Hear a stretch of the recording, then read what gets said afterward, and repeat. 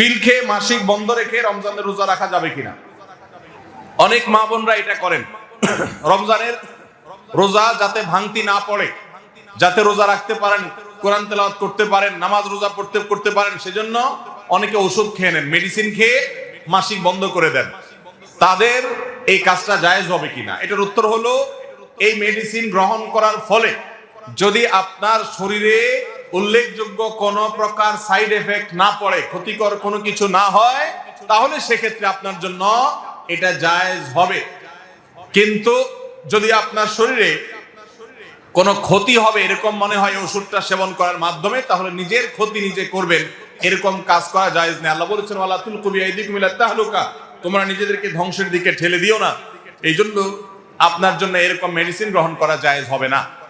আর সাধারণ অবস্থার উপরে ছেড়ে দিতে পারলে সবচেয়ে ভালো, কারণ আল্লাহর ফয়সালা।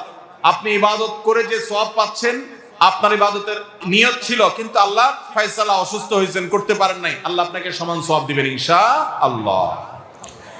মহিলাদের কাজা রোজার আগে শাওয়ালের 6 রোজা রাখা যাবে কিনা? মহিলারা তাদের মাসিকের কারণে যে ভাঙতি রোজা হয়, শাওয়াল মাসে তারা কি সে ভাঙতি রোজাগুলো, কাজা রোজাগুলো আগে রাখবেন, নাকি শাওয়ালের 6 রোজা আগে রাখবেন? এটা একটা কমন প্রশ্ন।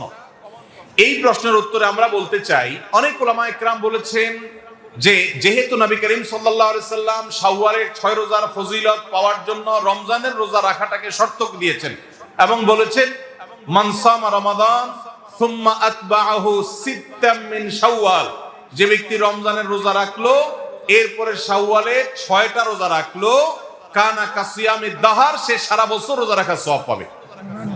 কিভাবে এই রোজা রাখার সওয়াব হয়? অনেক উলামা ইকরাম, অনেক বিশ্লেষকরা বলেছেন, আল্লাহ তাআলা প্রতিটা আমলের বিনিময়ে কমপক্ষে 10 গুণ বাড়ান, কোন কোন ক্ষেত্রে আরো অনেক গুণ বাড়ান, দানের ক্ষেত্রে আরো কয়েকশো গুণ পর্যন্ত আল্লাহ বাড়ায় দেন। 10 গুণ করে যে বাড়াবেন, এই জন্য রমজানের 30 দিনে 30টা রোজা আর শাওয়ালের 6টা রোজা, মোট 36কে 10 গুণ দিলে 360, সারা বছর রোজা রাখার সওয়াব হয়। তো এই জন্য শাওয়ালের 6 রোজা রাখতে হবে। এখন কথা হলো, নবী সাল্লাল্লাহু আলাইহি সাল্লাম কিন্তু বলেছেন যে রমজান রোজা রাখলো এরপরে শাওয়ালের 6 রোজা রাখলো, তার জন্য সারা বছরের সওয়াব। তাহলে এখানে রমজান রোজা রাখার পরে 6 রোজা রাখার কথা বলা হয়েছে। এই জন্য অনেক উলামা ইকরাম বলেছেন, মহিলারা তাদের ভাঙতি রোজাগুলো আগে রাখবে, তাহলে রমজান রোজা রাখা হয়ে গেল, এরপরে শাওয়ালের 6 রোজা রাখবে। এটা একটা মত। তবে আরেকটা মত হলো, শাওয়ালের 6 রোজা যে ভাঙতি পড়েছে, এর মানে এই না যে তিনি রমজান রোজা রাখেন না, তিনি রমজান রোজা রাখছেন।